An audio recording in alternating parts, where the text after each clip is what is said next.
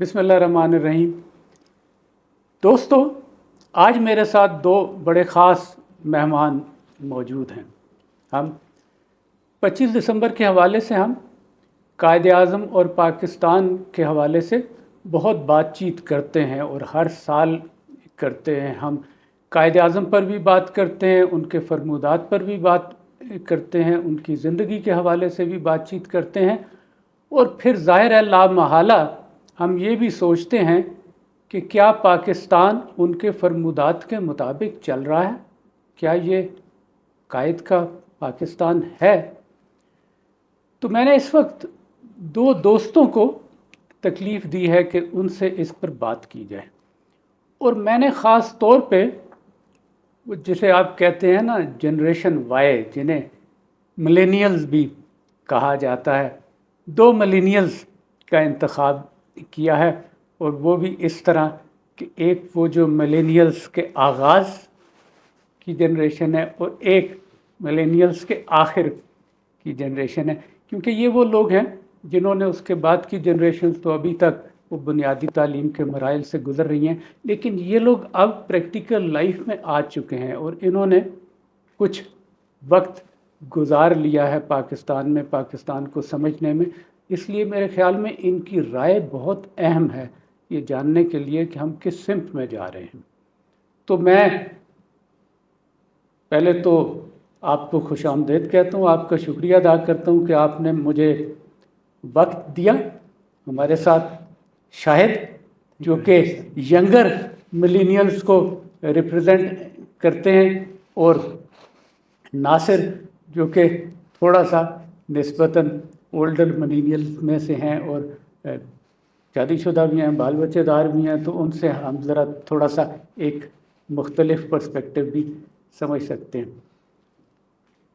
Sir thank you very much. पहले तो आपने हमें टाइम दिया, और हमारा सबसे बड़ा इशू यही है यूथ का कि आजकल हमें टाइम नहीं दे रहा, कोई सुन नहीं रहा है। तो आपने कम से कम अपना एक प्लेटफॉर्म हमें शेयर किया ताकि हम अपने ग्रीवेंसेस ज़रा रख सकें, हम क्या सोचते हैं मुल्क के बारे में, इसके फ्यूचर के बारे में। तो आपने प्लेटफॉर्म प्रोवाइड किया, थैंक यू वेरी मच। जज़ाकल्लाह। मकसद ही यही है, क्योंकि हम तो बोल रहे हैं और अरसे दराज से बोल रहे हैं, लेकिन जिनके लिए हम मुल्क को तैयार कर रहे हैं उनकी बात सुनना बड़ा ज़रूरी है कि वो कैसे देख रहे हैं इन सब चीज़ों को। बिल्कुल। तो अब चूँकि आपने आगाज़ कर दिया, छेड़ दिया, तो फिर हम आपसे ही जो है शुरू करते हैं। ज़रूर सर, ज़रूर। मैं पहले तो बुनियादी तौर पे ये जानना चाहूँगा कि जब हम बात करते हैं मोहम्मद अली जिन्ना की, तो आपके जहन में मोहम्मद अली जिन्ना का क्या तस्वुर है, आप कैसे देखते हैं कायद-ए-आज़म? सर मेरे पास, अगर हम आप पर्सनली मेरी बात करें तो मेरे पास कायद-ए-आज़म के दो डिफरेंट पिक्चर्स हैं। एक वो जो हमें हमारे कोर्स में पढ़ाया जाता है, और उसमें कायद-ए-आज़म को एक सुपर नेचुरल कैरेक्टर के तौर पर पेश करते हैं, और जब हम उनको रीड करते थे हमें लगता था कि ये शायद कोई ग्रीक ट्रेजेडी का कोई हीरो है जिसके अंदर हर वो क्वालिटीज़ मौजूद है जो आम इंसान में नहीं हो सकते। लेकिन जब थोड़ा सा हम हिस्ट्री को स्टडी किया, कायद-ए-आज़म की कुछ बायोग्राफीज़ को पढ़े, जिसमें आप स्टैनले वुलपिट हो गया, आयशा जलाल, इवन कि आप माई ब्रदर को पढ़ ले, फातिमा जिन्ना, तो हमें कायद-ए-आज़म बिल्कुल एक लेमैन की तरह दिखाई दिए कि उसको स्टडीज़ में इंटरेस्ट नहीं है, वो फेलियर्स का भी शिकार होते हैं। लेटर वो जाके एक फादर ऑफ नेशन भी बनता है। तो वो स्टोरी मेरे लिए एक इंस्पिरेशनल से था कि मतलब एक आम इंसान किस तरह से अपनी लाइफ को चेंज करता है, साथ ही साथ वो अपने पूरे कौम को भी चेंज करता है। तो इसलिए मेरे पास जो कायद-ए-आज़म के दो डिफरेंट पिक्चर्स है। अब मुझे नहीं लगता कि जब तक हम इन दोनों चीज़ों में से क्लियर ना हो कि असल कायद-ए-आज़म कौन सा है, शायद हमारे लिए और हमारे कौम के लिए बड़ा मुश्किल है कि हम अपने फादर ऑफ नेशन को समझ सकें। ये बड़ी अच्छी बात आपने की, और मेरा ख्याल है इसको बहुत ज़्यादा समझने की ज़रूरत भी नहीं है, उस पर मैं बाद में आऊँगा।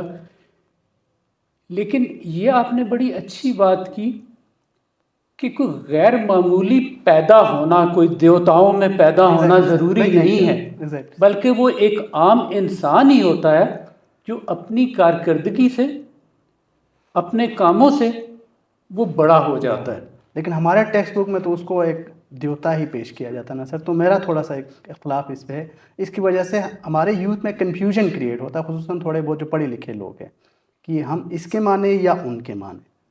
तो वो कंट्रडिक्शन है बड़ा ही दोनों कैरेक्टर्स में। उसकी बहरहाल एक وجہ ہے، اس میں بھی ایک منطق ہے، اس پہ ہم بات کریں گے۔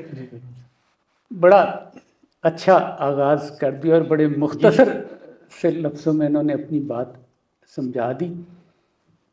آپ خود بھی ماشاءاللہ نوجوان ہیں، لیکن ساتھ میں نے کہا کہ اب آپ بچوں کی تربیت بھی کر رہے ہیں، تو آپ کیا سمجھتے ہیں کہ کیا آپ بھی قائد اعظم کو اسی طرح دیکھتے ہیں یا کچھ فرق ہے؟ اور آپ کیا چاہتے ہیں کہ آپ کے بچے جو ہیں وہ کیسے دیکھیں قائد کو؟ دیکھیں سر، میرا تو اس میں تھوڑا سا پوائنٹ آف ویو جو ہے وہ ظاہر ہے تھوڑا ڈفرینٹ ہے۔ اس میں ایک تو انہوں نے ایک بات کی، میرا خیال ہے ہمیں تو اس بحث میں اب جانے کی ضرورت نہیں ہے کہ وہ کیا تھے، وہ کوئی میتھیکل کیریکٹر تھے یا وہ ہیرو تھے۔ ان کی ایک بہرحال کنٹریبیوشن تو ہے پاکستان کے۔ اب کوئی بھی ایسی قوم نہیں ہے کہ جو اپنے فور فادرز کو یا جو ان کے جس کے لیے انہوں نے کام کیا وہ ان کو تھوڑا سا ڈیناؤنس کریں۔ ہمیشہ سے ان کو آپ کو پرائیورٹی دینی پڑتی ہے، کیونکہ وہ آپ کی تاریخ کا حصہ ہے اور وہ آپ کا حافظہ ہے۔ جب آپ اس حافظے کو ہی ختم کر دیں گے تو آپ ایک ایسا انسان جس کی یادداشت چلی جائے، جس کو اپنوں کا نہ پتہ ہو، بڑوں کا نہ پتہ ہو، وہ کیا کرے گا؟ کیونکہ وہ کہتے ہیں سر ہسٹری وہ آئینہ ہوتی ہے کہ جس کو دیکھ کے پھر آپ آگے چلتے ہیں۔ تو گاڑی کا بیک مرر بھی سینٹر میں ایک لگا ہوتا ہے سر، وہ بھی اسی لیے ہوتا ہے، چلانی تو گاڑی آپ نے آگے ہی ہے، لیکن آپ نے پیچھے کو بھی اپنی نظر میں رکھنا ہے۔ تو آگے اب پھر اس کے مختلف نیریٹیوز ہوتے ہیں، آپ اس کو جس مرضی کانٹیکسٹ میں چلے جائیں۔ فار ایگزامپل سر، انہوں نے کہا کہ بیوگرافیز کو ہم نے پڑھا، عائشہ جلال کی بھی بات کر دی اور بھی لوگوں نے کیا۔ ہر کسی کا ایک اپنا پوائنٹ آف ویو ہے، مسئلہ یہ ہے کہ آپ اس کو دیکھتے کس لینس سے۔ اب ہمارا جو سب سے بڑا جس کو ہم دشمن سمجھتے ہیں وہ تو بھارت ہے۔ اب بھارت کے اپنے لوگ ان کو اکنالج کرتے ہیں، تو میں وہ کیوں نہیں میں بائی کرتا؟ میں آپ کو جسونت سنگھ کی ایگزامپل دے سکتا ہوں، وہ ان کے پولیٹیشین بھی رہے ہیں، فورسز میں بھی رہے ہیں۔ انہوں نے ان کی 2009 میں ایک بیوگرافی لکھی تھی قائد اعظم کی۔ اب بی جے پی کے تھے وہ اور قائد اعظم کے حق میں لکھ رہے ہیں، اور ساتھ میں انہوں نے یہ بھی کہا کہ کانگریس نے اتنے بڑے بڑے بلنڈرز کیے ہیں جن کی وجہ سے قائد اعظم کو بھی اسپیس ملی اور ان کو پارٹی کی ممبرشپ سے ہٹا دیا گیا۔ تو سر دونوں ویوز ہیں، لیکن میرا خیال ہے کہ وہ کیسے تھے کیسے نہیں تھے، یہ تو ایک ریالٹی تھی کہ وہ ایک عام انسان تھے، وہ کوئی دیوتا تو نہیں تھے۔ تو انہوں نے اپنے آپ کو ٹرانسفارم کیا with the passage of time, اور الٹیمیٹلی انہوں نے ہمیں ایک اپنی اسٹرگل کے ذریعے پاکستان کی صورت میں گفٹ تو دیا تھا، تو ہمیں یہ ایکنالج کرنا چاہیے۔ جی بالکل ایسا ہی ہے۔ ظاہر ہے کہ وہ ابھی اس ارتقاء کے مرحلے سے گزر رہے ہیں جس سے شاید آپ جلدی گزر گئے، ہم جیسے بھی ابھی تک جو ہے اس کو سمجھنے کی کوشش کرتے ہیں۔ اور یہ ابھی بحث بڑی چل رہی ہے، خاص طور پہ جو ایک طبقہ ہے کہ جو یہ کہتا ہے کہ سچائی کا تو پتہ ہونا چاہیے، exactly we should face the reality, ہمیں حقیقت کا پتہ ہونا چاہیے۔ لیکن میں یہ سمجھتا ہوں کہ جو بات ابھی ناصر نے کی، آپ کو آئیڈیلز چاہیے ہوتے ہیں، قوموں کو آئیڈیلز چاہیے ہوتے ہیں، اور آئیڈیلز کو اگر آپ داغدار کریں تو پھر آپ کے پاس اکٹھا ہونے کا کوئی پلیٹ فارم نہیں رہتا۔ جیسے اگر میں کہہ سکوں کہ بنیادی طور پہ آپ دیکھیے کہ ایک تو ہمارے پاس مذہبی لحاظ سے تو آپ کہہ سکتے ہیں کہ محمد صلی اللہ علیہ وآلہ وسلم کی شخصیت موجود ہے، قرآن موجود ہے، تو وہ ہمیں ایک اکٹھا کر دیتا ہے کہ جب ہمیں، لیکن قومی سطح پر بھی ہمیں ایسی شخصیات چاہیے ہوتی ہیں۔ آپ کسی بھی ہر ملک کو دیکھ لیجیے، آپ کو پتہ چلے گا کہ انہوں نے کچھ ایسے اپنے لوگ تو آئیڈیلز بناتے ہیں، ہمیں تو ایک بنا بنایا مل گیا جس کو کہ دنیا ایکنالج کر رہی ہے اور مان رہی ہے۔ تو آپ ولپرٹ کی بات کریں یا جسونت سنگھ کی بات کریں، اور بھی آپ کے جو غیر ملکیوں نے بھی لکھا ہے، تو وہ انہوں نے خامیوں کے ساتھ بھی ان سب نے ان کی عظمت کو مانا ہے۔ تو یورپ کی آپ پوری اٹھا لیجئے تاریخ، ان کے ہیروز نے کیا کچھ نہیں کیا، ایسے ہی ہے۔ مطلب ہے کہ کچھ تو خون کے انبار لگا دیے انہوں نے، بٹ وہ ان کو اپنا ہیرو مانتے ہیں۔ اپنے آپ پڑوس میں دیکھ لیجئے، ایران میں، اب آپ اگر خمینی کے خلاف بولنا شروع کر دیں گے تو پھر تو وہ سارا نظام الٹ پلٹ ہو گیا نا. چین کی مثال دیکھ لیجیے آپ، ماشاءاللہ چین کے ایکسپرٹ ہیں ناصر صاحب. ماؤ زے تونگ نے کتنی غلطیاں کی، کس مرحلے سے چین کو گزارا. میرا تھوڑا سا اس پہ ڈفرینس اوپینین اس لیے ہے کہ اگر ہم پاکستان کو ایران کے ساتھ کمپیئر کریں، خمینی کے ساتھ، خامنائی کے ساتھ، تو شاید ہم پاکستان کے ساتھ وہ جسٹس نہیں کر پا رہے ہیں. وہ ایک تھیوکریٹک اسٹیٹ ہے، پاکستان ایک ڈیموکریٹک اسٹیٹ ہے. دوسری چیز یہ ہے کہ سر ایک لیڈر ہے تو اس کے اندر، جس طرح آپ نے کہا ہے کہ اس کے ساتھ اگر خوبی ہے تو خامی بھی ہے اس کے اندر. تو ہمیں، اگر آپ اس کے پوٹینشیل کو پریز کرتے ہیں تو ہمیں اس کو کرٹیسائز کرنے کا بھی رائٹ ہونا چاہیے، ایک ٹرو لیڈر. اب ماؤ زے تنگ وہ چائنا کا ایک انڈسپیوٹڈ لیڈر ہے، لیکن ڈین زیاؤپنگ نے بعد میں خود ہی کہا تھا کہ وہ ہمارے لیڈر ہے، فور فادر ہے. لیکن وہ بھی انسان ہے، اس سے بھی غلطیاں ہوئی ہوگی، تو ہمیں اس کورس کو ٹھیک کرنا ہے رادر دین کہ آپ اس کو مانتے جائیں اور اس نے جو مسٹیکس کیے ہیں یا اس کے جو آئیڈیاز جو ٹھیک نہیں ہے، آپ اگر اس پہ چلتے رہیں گے تو آٹومیٹیکلی آپ ایک کراس روڈ پہ جائیں گے، آپ ڈیتھ اینڈ پہ جائیں گے اسٹیٹ. تو میرا ماننا یہ ہے کہ ہم اپنے فور فادر کو پریز ضرور کریں، لیکن اس کو آپ کرٹیسائز بھی کریں. اگر آپ اس میں سے کوئی خامی یا نظر آتی ہے تو آپ اس کو ٹھیک کریں رادر دین کہ ہمیں ہمارے فور فادر نے یہی آئیڈیا دیا ہے، اس کے یہی بلیفس تھے، ہم نے اسی پہ چلنا ہے. تو اگر وہ آئیڈیاز، وہ بلیفس اس وقت ٹھیک ہوں گے، اس وقت اگر وہ پریکٹیکل نہیں ہے تو ہمیں اس کو چینج کرنے کی بھی ضرورت ہے. میرا ماننا صرف بہت اتنا. اچھی بات کی آپ نے، اور میرے منہ سے آپ چھین لی. میں ماؤ زے تونگ پہ آئی اسی لیے تھا. جی سر.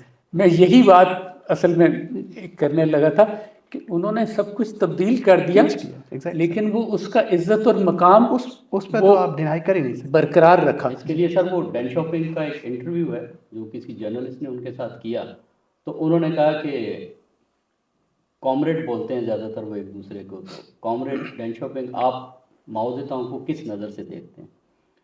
تو بلکہ انہوں نے ان سے پوچھا کہ آپ ان کو ریشو بتائیں، پرسنٹیج بتائیں کہ ان کی چائنا کے لیے کنٹریبیوشن کیا ہے. تو انہوں نے اس کو یہ کہا کہ ہم چیئرمین ماؤ کو 70% جو ان کی خدمات ہیں ہم ان کو اکنالج کرتے ہیں، ڈسپائٹ دیٹ کہ انہوں نے کچھ ایسے انیشیٹو لیے، گریٹ لیپ فارورڈ بھی اس میں آتا ہے سر. اس کے بعد کلچرل ریولوشن کی بات ہوتی ہے، بہت زیادہ چائنا کو نقصان ہوا، لیکن انہوں نے کہا ہم وہ نہیں کریں گے جو یو ایس ایس آر نے اسٹالن کے ساتھ کیا ہے. ہمیں ان کی جو ڈیو رسپیکٹ ہے وہ ان کو دینی چاہیے. جیسے شاہد نے بھی ابھی یہی بات کی ہے کہ ایٹ لیسٹ ہمیں غلطیوں کو سیکھ. اب جو قائد اعظم نے کہا ہے سر، ہمارے پاس تو ایک ہی حل ہے کہ ہم اس کی انٹرپریٹیشن ہی کر سکتے ہیں، کیونکہ اب وہ خود تو ہیں نہیں. اب اس کو ٹھیک کرنا ہماری ذمہ داری ہے، بجائے اس کے کہ ہم اپنے رول ماڈل کو ہی ختم کر دیں کہ نہیں جی وہ تو اس کو پاکستان بنانا ہی نہیں چاہیے تھا. ہماری یوتھ اس قدر سر وہ ایلینیشن کا شکار ہو چکی ہے، وہ تو اب ادھر تک بھی کہتے ہیں یار یہ پاکستان نہ بنتا نہ ہم مصیبت میں ہوتے. یہ نیریٹو تو انڈیا کا ہے، وہ اب تک ہے. کیوں؟ یار وہ گورے تو خود ہی جان چھڑانا چاہتے تھے، بس اس سے تو سنبھالا ہی نہیں جا رہا تھا. سب کانٹیننٹ کسی حد تک بات درست ہے، لیکن ہندوستان جو اس وقت کا یونائٹڈ ہندوستان تھا یا جو کانگریس کی لیڈرشپ تھی، ان کا مقصد پارٹیشن نہیں تھا. وہ چاہتے تھے گورے چلے جائیں، رول ہم کریں. اور یہ بہت سے لوگ اکنالج کرتے ہیں کہ جنا واز دا ڈفرینس، کہ جنہوں نے یہ دو اسٹیٹس بنانے کے لیے اسٹرگل کی ہے. ادروائز ہندو تو بڑے خوش تھے کہ ہمیں اپنا ایک یونائٹڈ وہ مل جائے گا. اگر آپ دیکھیں نا سر، کہا جاتا ہے کہ یہاں ڈیموکریسی نہیں ہے، فریڈم آف ایکسپریشن نہیں ہے. کسی حد تک ٹھیک ہے، ابھی بھی ہے. آپ بھارت میں تو جا کے دیکھیں، ڈیموکریسی کا پیمانہ اگر صرف یہی ہے کہ وہاں مارشل لاء نہیں لگا سر، تو یہ تو پھر کوئی عجیب سی بات ہوگی. وہاں پہ تو کسی کو حق نہیں ہے. مدر ٹریسا کو انہوں نے جو ہے اس بات کے لیے بی جے پی نے ان کو اتنا زیادہ کرٹیسائز کیا، انہوں نے کہا یہ تو یہاں پر جو ہے نا وہ گوروں کا ایجنڈا لے کے آئی ہوئی ہے، یہ تو یہاں مشنری پرپز کے اوپر ہے، ان کی خدمات کو ہی ختم کر دیا. تو فریڈم آف ایکسپریشن تو وہاں بھی نہیں ہے سر. ایون جو ان کی چھوٹی ذات کے ہندو ہیں وہ نہیں بول سکتے. تو صرف اس کانٹیکسٹ میں کہ سر وہ مطلب ہم اپنے رول ماڈلز کو ختم کر دیں، یا نہرو بہت بڑے لیڈر تھے یا گاندھی بہت بڑے لیڈر تھے، ٹھیک ہے ان کی اپنی کنٹریبیوشن ہے، لیکن سر جناح جو ہے اگر میں اس کو دیکھتا ہوں اور انڈیپینڈنٹ ویو کے طور پر دیکھتا ہوں، جناح کے اوپر لوگوں نے پی ایچ ڈی کی ہے سر. میری لوئس بیکر ایک ہیں، ان کی پوری ایک لیڈرشپ کے اوپر اسٹڈی ہے. وہ لیڈرشپ جو ہے وہ مسلم لیگ کی بھی ہے اور قائد اعظم کی ذات کے اوپر بھی ہے. میرا خیال ہے لوگوں کو اس کو پڑھنا چاہیے تاکہ ایک پتہ چلے گا کہ ان کی ایکچوئل کنٹریبیوشن کیا ہے.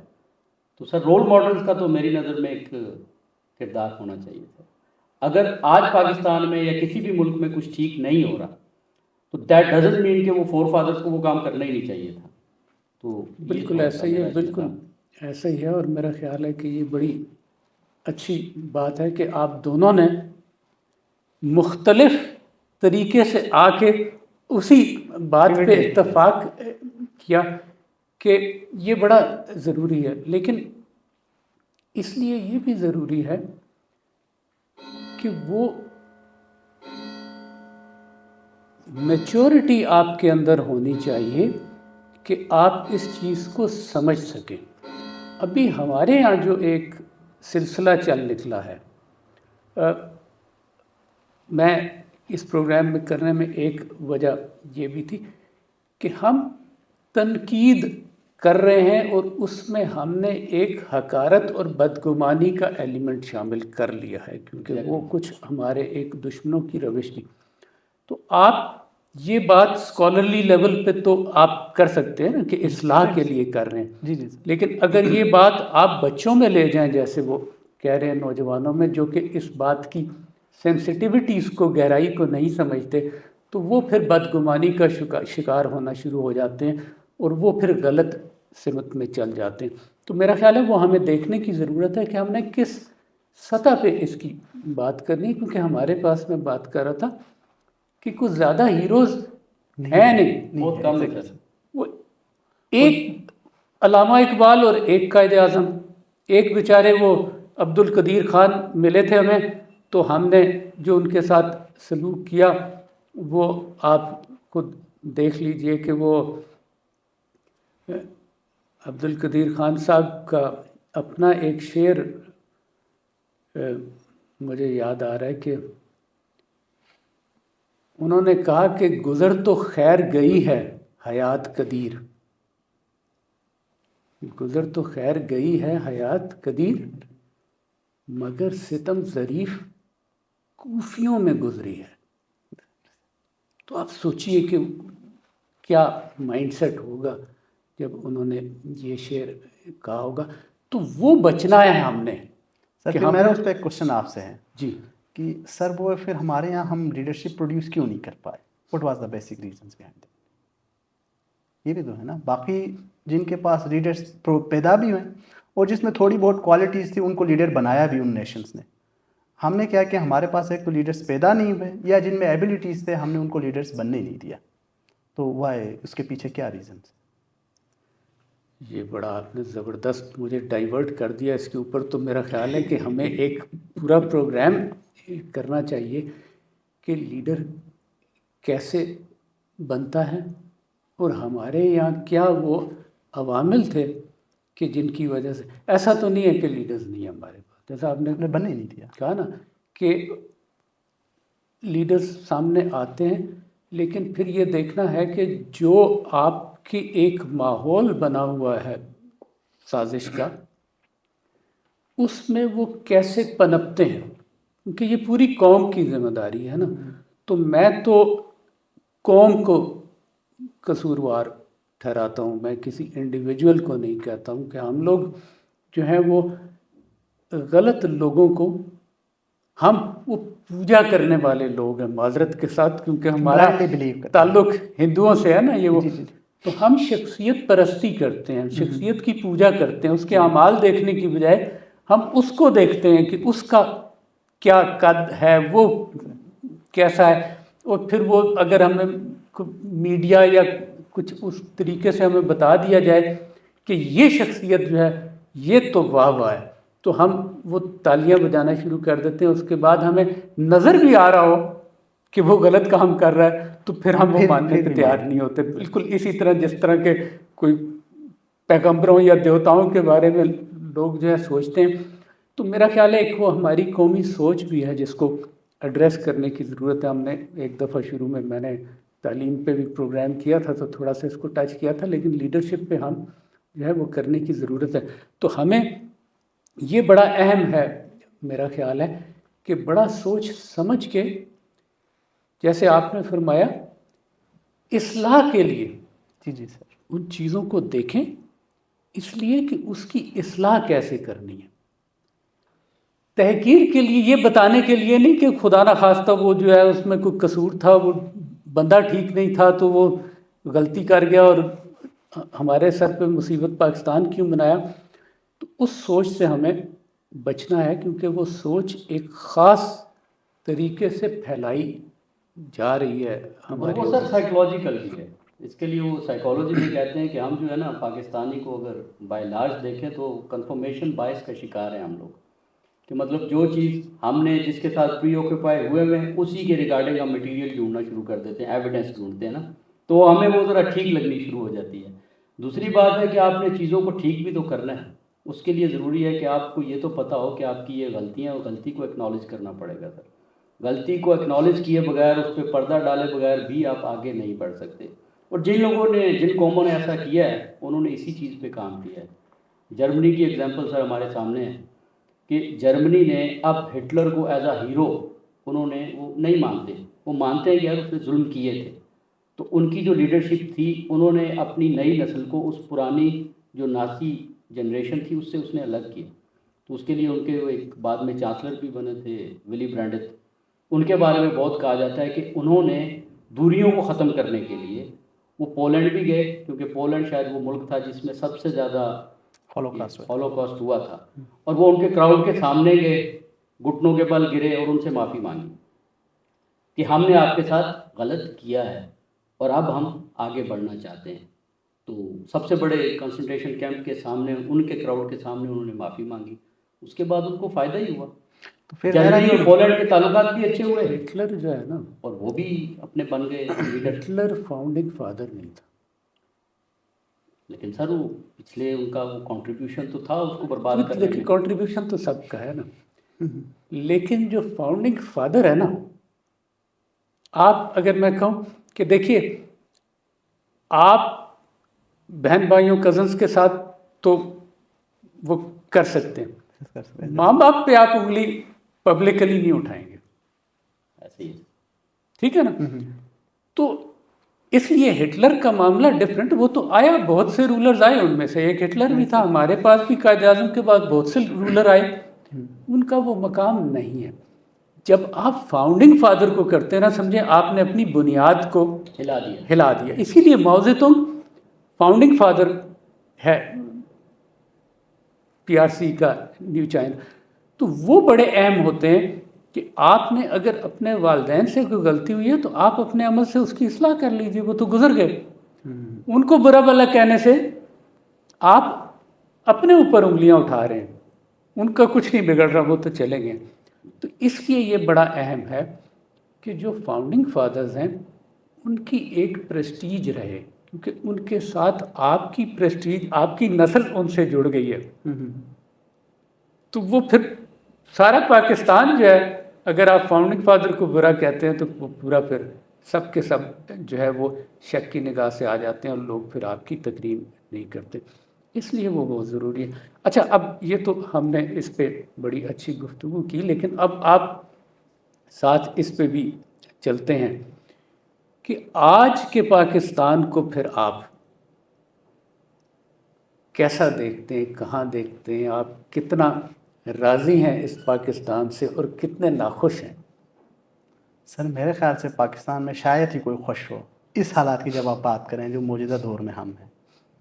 اب اس کے پیچھے بھی کئی ریزن ہیں, لیکن ایک چیز تو یہ ہے کہ ہم ایک عام آدمی کو دیکھتے ہیں تو اس کو کیا چاہیے سر, اس کو اکنامک اپورچونیٹیز چاہیے, ٹھیک. اس کے علاوہ اس کو چاہیے مہنگائی نہ ہو, ٹھیک, باقی رائٹس اس کو ملے. اب وہ آپ جو بیسک فریڈم آف ایکسپریشن یا جو فنڈامنٹل رائٹس کی بات کرتے ہیں وہ بہت اوپر کی چیز ہے, لیکن عام انسان جو کہ میرے خیال سے کوئی 50% یا 60% شاید میرے خیال سے پاکستان میں وہ ہے جس کے پاس بیسک اس کے جو نیسیسٹیز وہ فلفل نہیں ہو رہا, جس میں آپ کے فوڈ ہے, کلاتھس ہے, شیلٹرس ہے, وہ نہیں ہو رہا, ٹھیک. جب ہم ان سچویشنس کو دیکھتے ہیں تو شاید اس لیے جو آپ کہہ رہے تھے کہ ابھی پاکستان کے بیسک اوریجن پہ ہی کوشچنس اٹھا رہے ہیں لوگ, اس کے پیچھے بھی ریزن یہی ہے کہ پاکستان کو ہم نے بنایا اسی لیے تھا تاکہ لوگ خوشی سے ایک جو ہے نا آپ کہیں گے اکنامک پراسپیرٹی کے ساتھ اپنے ویلیوز کو پروٹیکٹ کرتے ہوئے زندگی گزارے. اگر ہم ماڈرن دور میں یا اس دور میں ہم پاکستان کو دیکھتے ہیں تو ہمیں یہ چیز نظر نہیں آتے, ٹھیک. تو یہی وجہ ہے کہ سر ہمارا جو کوشچنس ہے وہ ضرور اس اوریجن کی طرف ضرور اٹھتا ہے کہ شاید پھر اس وقت ہمارے فاؤنڈنگ فادرس نے شاید صحیح نہیں سوچا ہوگا, اس وجہ سے ہم اس مطلب ڈائلیما کا بھی شکار ہے, اس پرابلمس میں بھی پھنسے ہوئے ہیں. اب آگے کیا دیکھتے ہیں تو وہ ایک الگ ڈفرینٹ کوشچن ہے کہ آگے یا فیوچر اس چیز کے ہوتے ہیں جس کے پریزنٹ یا پاسٹ ہو. مسئلہ یہ ہے کہ سر ہمارا پریزنٹ نہیں ہے. ٹھیک، دنیا کہیں اور جا رہا ہے، دور اے آئی کا آ گیا، اس کے علاوہ آپ کہیں گے ٹیکنالوجی کا دور ہے. ایون کہ ایلن مسک وغیرہ کہہ رہے ہیں کہ ہم مارس پہ یا مون پہ ایک کمیونٹی بسانے جا رہے ہیں، اور ہم یہاں پہ کس میں لگے ہوئے ہیں، ہمارے گورنمنٹ کی، ہم نے انٹرنیٹ کو کنٹرول کرنا ہے. ٹھیک، تو اس دور میں پھر ہم کیسے جئیں گے؟ اس پہ آتے ہیں ہم بھی چولستان میں کمیونٹی بسائیں گے. جی جی سر. تو پھر یہی اس لیے جو ہے نا سوال سر، اس لیے میرے پرسنل یہی ہے کہ سر ہمارا فیوچر مجھے ایز سچ برائٹ نہیں لگتا، کیونکہ ہمارا پریزنٹ اس طرح سے نہیں ہے جس کی وجہ سے ہم یہ ایکسپیکٹیشن لگا. چلیں فیوچر پہ سوال آگے کرنا تھا میں نے، بٹ آپ نے جواب دے دیا. جی ناصر. سر ٹو بی ویری آنیسٹ، اگر آج کے حالات دیکھتے ہیں تو کہیں نہ کہیں آپ کو یہ لگتا تو ہے کہ شاید مشکل وقت ہے، اپرچونیٹیز بہت کم ہیں. اس کے علاوہ اپرچونیٹیز کے ساتھ ساتھ نا، جو مجھے لگتا ہے سر کہ اس کی ایک وجہ ہے. اس کی وجہ یہ ہے کہ ہمارا جو وہی بات پھر پیچھے چلے جائے گی کہ سینس آف بلانگنگ جو ہے نا وہ ختم ہو گیا سر. جب ہم کسی چیز کو اون ہی نہیں کریں گے تو ہم اس کی بہتری کے لیے کیسے جائیں گے سر؟ تو وہ بلانگنگ کا جو کانسیپٹ ہے وہ ہمارے یہاں ختم ہو گیا. ابھی جس طرح انہوں نے بات کی کہ نہ ہمارا ماضی ہے اور نہ ہی ہمارا حال ہے، تو فیوچر کی بات تو کرنا ہی. جیسے چائنا سر مجھے یاد آ گیا، ان کو بھی سمجھنا بہت زیادہ مشکل ہے. وہ کہتے ہیں جو پاسٹ ہے وہ آپ کا فیوچر ہے، کیونکہ وہ آپ کو راستہ دکھاتا ہے کہ آگے آپ نے کیا کرنا ہے، وہ آپ ایکسپیرینس کر چکے ہیں. تو جو آگے آپ کا فیوچر ہے وہ آپ کا پاسٹ ہے، کیونکہ آپ کی وہ نظر سے نہیں گزرا، آپ نے دیکھا ہی نہیں ہے، پیچھے مڑ کے آپ نے اس کو دیکھا نہیں ہے. تو سر ہمیں تھوڑا سا یہ سینس آف بلانگنگ کی طرف جانا چاہیے. اب وہ بلانگنگ ہماری نہیں ہے. تو اسی کے اوپر ایک کینیڈین فلاسفر ہیں، خاتون ہیں، میں ان کا نام بھول گیا ہوں. تو انہوں نے basically sir 3 types of belonging بتائی ہیں: belonging with, belonging to and belonging in. Belonging with کے ساتھ وہ یہ کہتے ہیں کہ آپ جس چیز کے ساتھ جڑے ہوئے ہیں آپ نے اس کے ساتھ رہنا ہے. اگر آپ نے وہ گھوڑا گاڑی ہے تو گھوڑے کا اور وہ جو پیچھے اس کے ٹھیلا سا بنا ہوا ہے اس کا کنیکشن آپ کے ساتھ رہنا چاہیے، یہ آپ کی بلانگنگ بنے گی. 2 سے یہ مراد یہ ہے کہ ضروری نہیں ہے کہ آپ کسی کے ساتھ کیا کر رہے ہیں، آپ کسی کے اوپر بھی ہیں، کوئی آپ سے بھی ایکسپیکٹیشن رکھ رہا ہے، آپ نے اس کے لیے بھی جینا ہے. اور ان جو ہے وہ کمیونٹی کی بات کرتی ہے کہ بلانگنگ ان، ہم سب ایک دوسرے سے جڑے ہوئے ہیں. تو ایلینیشن سے ہمیں سر اگر بلانگنگ کی طرف جانا ہوگا تو تبھی ہم شاید آگے بڑھ پائیں گے، ورنہ تو یہ ایسا ہی رہے گا. نہ ہمارا ماضی جڑا ہے نہ وہ ہے. آپ کا ماضی، جیسے ہم نے پہلے بھی کہا کہ وہ آپ کا ماضی مستقبل سے جڑا ہوا ہے، آپ اس کو اپنے آپ سے جدا نہیں کر سکتے. نہ آپ اپنے ماں باپ سے اپنے آپ کو جدا کر سکتے ہیں، نہ آپ اپنی ذات اور نسل سے اپنے آپ کو جدا کر سکتے ہیں، اور نہ ہی ملک سے جدا کر سکتے ہیں. جہاں مرضی چلے جائیں وہ دیکھیے کہ وہ سیکنڈ ریٹ سٹیزن ہی رہتے ہیں. لیکن میں تھوڑا سا جو ہے، شاید آپ نے جہاں سے آغاز کیا کہ پاکستان میں شاید ہی کوئی خوش ہو، تو میں آپ کو شاید آپ خوش ہوں گے سر، آپ شاید خوش ہوں. الحمدللہ. لیکن میں آپ کو اسٹیٹسٹکس بتاتا ہوں کہ کیا ابھی تازہ ہوا ہے، شاید آپ کی نظر سے نہیں گزرا، لیکن پہلے بھی چند سال پہلے ایک امریکن یونیورسٹی نے کسی نے سروے کیا تھا جو چھپا تھا دنیا میں، اور اس میں پاکستانی جو ہے وہ دنیا میں سب سے زیادہ خوش لوگوں میں شمار ہوتے تھے ان کی پرائرٹی لسٹ کے اندر. ابھی گزشتہ ہفتے آپ کا اپسوس جو یہ فرینچ ادارہ ہے غالباً، انہوں نے سروے کیا ہے پاکستانی یوتھ کے ساتھ، اور انہوں نے یہ بتایا ہے کہ 74% یوتھ جو ہے وہ ملک سے باہر نہیں جانا چاہتے، یہاں خوش ہیں. یہ میرے لیے بھی تھوڑا سا حیرت انگیز تھا، کیونکہ یہ دیکھیے جو ہم نے آپ نے بھی بات کی نا، یہ جو پروپیگنڈا ہے نا، یہ جو میڈیا میں ایک خاص طور پہ پھیلایا جاتا ہے، اور اس کے اندر بھی انہوں نے کہا کہ یہ جو ناخوش طبقہ ہے یہ کون ہے؟ یہ ایلیٹ ہے. سب سے زیادہ ناخوش اسلام آباد والے ہیں، جو سب سے اچھے اور خوشحال ہیں اور پڑھے لکھے ہیں. یہ باہر جانے کے لیے دوڑے چلے جا رہے ہیں.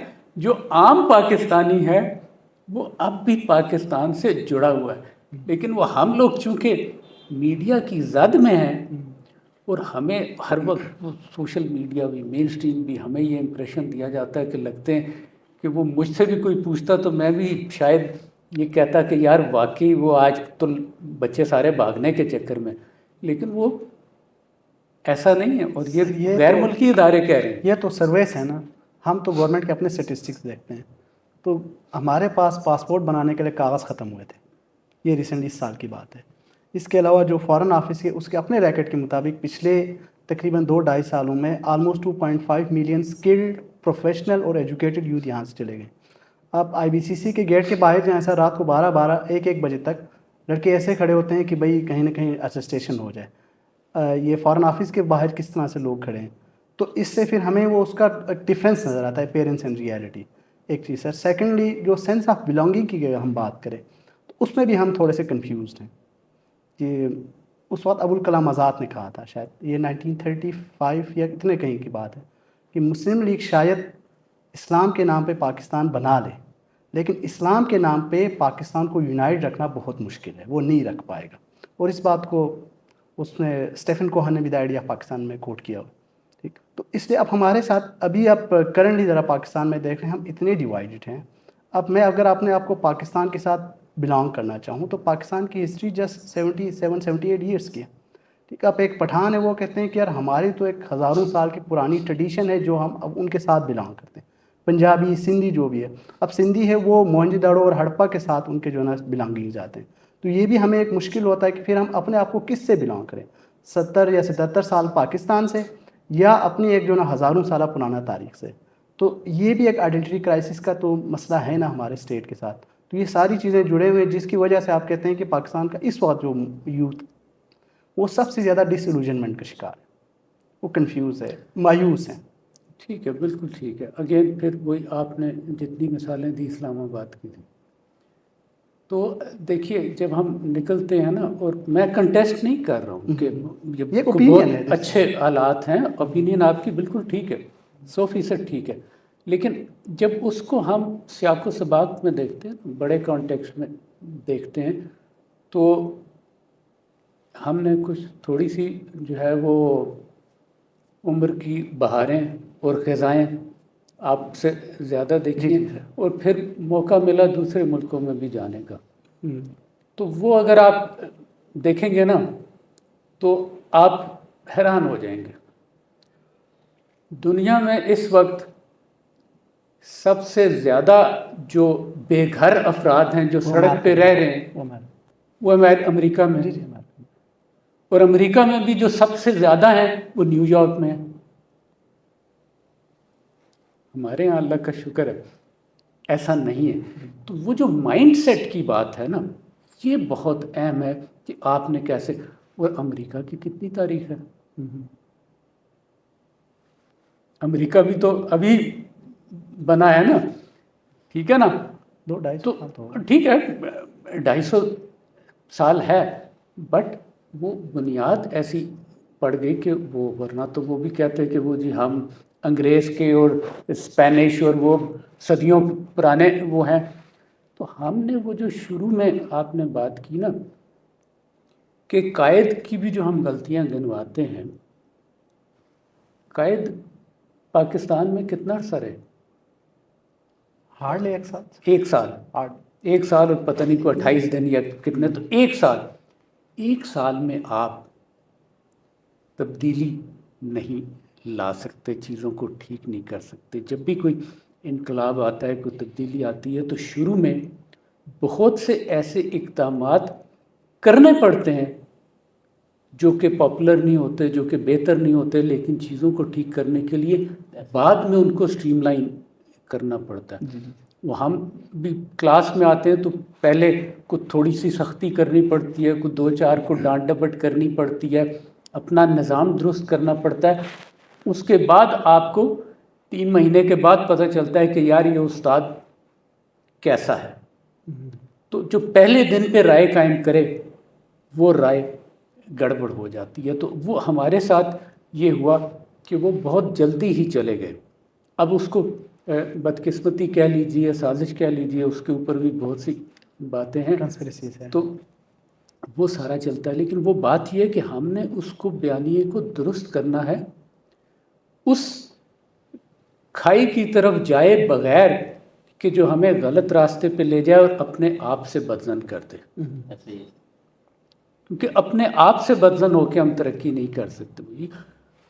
آپ یقین جانیے دنیا کے بیشتر ممالک سے ہم بہتر ہیں۔ اگر آپ جب نکلیں گے نا تو آپ جائیں، چاہے آپ ساؤتھ ایشیا میں ہی دیکھ لیں، آپ افریقہ تقریباً 90% دیکھ لیں، آپ لاطینی امریکہ میں دیکھ لیں، حتیٰ کہ آپ ایسٹ ایشیا میں بھی دیکھ لیں، تو آپ کو لگے گا کہ یار گھومیں پھریں تو آپ واپس پاکستان آ کے آپ کو لگے گا کہ پاکستان تو یہ آپ دور بھی کے بہت ڈوز ماننے بہتر والی ہے۔ بات ہے۔ یہ نہیں کہ ایسا ہونا چاہیے تھا، جی ہمیں اس سے بہت بہتر ہونا چاہیے تھا، ہمیں بہت پوٹینشیل ہے، ایسے ہی لیکن وہ ہم نے اس پوٹینشیل کو سمجھ کے مایوسی سے نہیں بلکہ اعتماد کے ساتھ، یقین کے ساتھ، وہ کیا ہے، تنظیم، اتحاد اور یقین موقع، ایمان اتحاد ایمان، اتحاد اور تنظیم، تینوں ہمارے پاس اس نہیں کے ہے۔ ساتھ چل کے تو پھر ہم نے صحیح راستے پہ چلنا ہے۔ جی تو ظاہر ہے کہ وہ آپ نے مستقبل کے حوالے سے بھی بات کر دی۔ تجویز مختصراً ہم کیا لگتا ہے آپ کو کہ کیا کرنے کی بنیادی ضرورت ہے ہمیں تاکہ ہم صحیح راستے پہ چل سکیں؟ اچھا، ایک تو یہ ہے سر، جو یوتھ ہے اس کو انگیج کرنے کی ضرورت ہے۔ جو ہمارے پالیسی میکر ہیں ان لوگوں نے خود یوتھ کو ایسے ایلینیٹ کیا ہوا سوسائٹی کے اندر، ٹھیک، اس کو ڈیسیجن میکنگ میں ہو یا دوسرے تیسرے معاملے میں، ان کو یہی کہتے ہیں کہ یار یہ سوشل میڈیا کے پروڈکٹس ہیں، تو ہم نے ان کو بالکل اپنے سسٹم سے آؤٹ کیا ہوا ہے، ہمیں اس کو ایک کرنا پڑے گا۔ سیکنڈ چیز، ہمیں ایک انکلوزیو اپروچ کے ساتھ جانا پڑے گا کہ جس میں آپ ڈیولپمنٹ لے آئیں، لیکن ڈیولپمنٹ آپ ہر سوسائٹی میں لے آئیں، چاہے بلوچستان، فاٹا، جی بی، کشمیر، سارے ان سب کو ایک انکلوزیو اپروچ کے ساتھ ہمیں ایک ڈیولپمنٹ پروڈکٹ میں جائیں، اور اس میں ہم فوکس کریں ہیومن سیکورٹی کے اوپر رادر دین کی نیشنل سیکورٹی پہ جائیں، کہ آپ ایجوکیشن دیں، بیسک ہیلتھ فیسلٹیز دیں، اور خصوصاً جو ہمارا سب سے بڑا مسئلہ یہی ہے کہ جو پڑھے لکھے لوگ بھی ہیں ان میں ایک بیسک کریٹیکل تھنکنگ نہیں ہے، ٹھیک، اور جو یونیورسٹی سے پڑھے ہوئے ہیں، جس طرح آپ نے کہا ہے کہ ہم بیسیکلی ایک بلائنڈ بلیورس ہیں، اس کے ریزن بھی یہی ہے کہ ہمیں سسٹم ہی ایسا دیا ہوا ہے جس میں ہمیں ایک آؤٹ آف باکس کوشچن کرنے کا کبھی حق نہیں دیا گیا۔ تو ہمیں ایک کریٹیکل تھنکنگ یوتھ کے اندر لانے کی ضرورت ہے۔ پھر جس طرح ٹیکنالوجیکل ایڈوانسمنٹ آ رہے ہیں، ہمیں سوسائٹی کو چاہیے کہ جو ٹیکنالوجیکل ریولیوشن ہے اس کے ساتھ الائن کرے، تبھی جا کے شاید ہم ایک اپنے آپ کو پہلے ٹھیک کریں، اس کے بعد باقی دنیا کے سازش سے وہ بعد میں دیکھ لیں گے۔ تو میرا مشورہ یہی ہے سر۔ زبردست، آپ نے تو خود کو بھی ٹھیک کرنا ہے، اگلی نسل کو بھی ٹھیک کرنا میں تو سر بیچ میں وہ جانتے ایک وہ اٹالین تھے تو ان کی ڈیوائن کامیڈی بڑی مشہور ہے سر، ان کی بڑی لمبی نسل ہے، تو اس نے انہوں نے 3-4 کنڈیشنز کا ذکر کیا ہے۔ ایک ہے جس کو وہ لمبو کہتے ہیں سر، وہ نہ آگے کے ہوتے ہیں نہ پیچھے کے ہوتے ہیں، اور وہ سب سے زیادہ ورنریبل ہوتے ہیں۔ تو سر جس طرح انہوں نے بات کی ہے بالکل ایسا ہی ہے، بہتری کی طرف تو ہم نے جانا ہے، لیکن وہ سینس آف بلانگنگ کے بغیر نہیں ہوگا، آپ کی جو غلطیاں ہیں ان کو ریٹیفائی کرنے کے بغیر نہیں ہوگا۔ اگر آپ مجھے اجازت دیں تو 3 ٹرمز ہیں جو ایسی یوز ہوتی ہیں جو شاید مجھے پاکستان کے اوپر بڑی فٹ بیٹھتی ہوئی نظر آتی ہیں۔ یہاں کا مسئلہ کیا ہے؟ یہاں کا سب سے بڑا مسئلہ یہ ہے کہ سر پرابلم بلائنڈنیس ہے پرابلم، ہم اس کو دیکھنا نہیں چاہتے۔ دوسرا مسئلہ آ جاتا ہے سر لیک آف اونرشپ کے اوپر، ہم اون ہی نہیں کرتے، یہ ساڈا مسئلہ نہیں ہے، وہ کہتے نہیں یہ ہمارا مسئلہ نہیں ہے، یہ کانسٹیٹیوشنل میٹر ہے، کوئی کہتے ہیں یہ کوئی اور مسئلہ ہے۔ تیسرا مسئلہ جو ہے سر وہ ہے ٹنلنگ، کہ اس کو ہم پائپ لائن میں ڈال دیتے ہیں اور ٹیکٹیکلی چیزوں کو لے کے چلتے ہیں، اور اسٹریٹجک تھنکنگ نہیں ہے۔ اور کریٹیکل تھنکنگ کے حوالے سے سر بات یہ ہے کہ کریٹیکل تھنکنگ جو ہے وہ ہماری وہ انفارچونیٹلی وہ تھوڑا سا کوگنیٹو بائس کی طرف چلی گئی ہے۔ تو یہ ایک ٹول ہونا چاہیے کہ جس کو آپ ریشنلٹی کے طور پر دیکھیں، نہ کہ ایسا ہو کہ آپ وہی چیزیں آئیڈینٹیفائی کرنے کی کوشش کریں جس سے آپ دوبارہ ایلیلیٹ ہوں اور آپ کی بلانگنگ ختم ہو۔ بہت شکریہ، ہم تو کوشش کر رہے ہیں کریٹیکل تھنکنگ پڑھانے کی اور اس پہ عمل کرنے کی۔ بہت اچھا لگا آج آپ سے بات کر کے۔ دوستو، آپ نے نوجوانوں کے خیالات سنے، اب یہ رائے آپ نے کرنی ہے کہ ہم نے کس طرف چلنا ہے اور چیزوں کو کس طرف دیکھنا ہے۔ یہ ذہن میں رکھنے کی ضرورت ہے کہ ایک خاص طریقے سے، ایک خاص پلان کے ذریعے ہمارے ذہنوں میں بدگمانیاں پیدا کی جا رہی ہیں۔ غلطیاں ہوئی ہیں، بہت ہوئی ہیں، آج بھی ہو رہی ہیں، ہر چیز بہت اچھی نہیں ہے، لیکن یہی ملک ہمارا ملک ہے اور ہم نے اسی کو لے کے چلنا ہے، اس کو ٹھیک کرنا ہے۔ مایوسی اور بدگمانی کی گنجائش نہیں ہے۔ اور یہ جو ہم وہ بات کرتے ہیں نا کہ وہ آزادی رائے اور آزادی فکر کے اوپر، اس پہ بہت پہلے علامہ اقبال فرما گئے کہ آزادی افکار سے ہے ان کی تباہی، رکھتے نہیں جو فکر و تدبر کا سلیقہ، ہو فکر اگر خام تو آزادی افکار، انسان کو حیوان بنانے کا طریقہ۔ تو آزادی فکر، آزادی رائے بھی سوچ سمجھ کے اور سمجھدار لوگوں کا کام ہے۔ اگر آپ اس طرح کریدنا شروع کر دیں، اگر اس طرح آپ جو ہے وہ اپنے ماضی پہ اور اپنے فاؤنڈنگ فادرز کے اوپر انگلیاں اٹھانا شروع کر دیں، تو پھر اس کا انجام منفی ہوگا، جو کہ ہمیں نظر آ رہا ہے۔ تو یہ بہت اہم ہے کہ وہ آپ کسی بیرونی سازش کا شکار نہ ہوں، بلکہ آپ سچائی کو دریافت کریں اس پوائنٹ آف ویو سے کہ ہم نے اس کو درست کرنا ہے اور اس کے ساتھ بہتری کی بھی بات کریں، صرف برائیوں کو اجاگر نہ کریں۔